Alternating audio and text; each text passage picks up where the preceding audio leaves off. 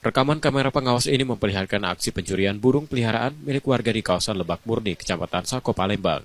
Dalam video, pelaku tampak membawa kursi sendiri untuk mengambil kandang berisi burung yang tergantung di teras rumah. Namun karena posisinya mudah dijangkau, kursi itu akhirnya ditinggalkan. Pelaku membawa kabur 2 ekor burung beserta kandangnya.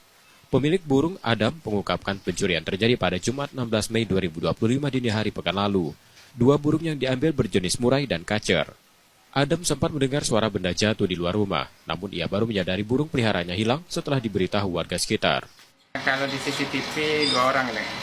Itu kalau lihat pelakunya bawa kursi naik gitu kan?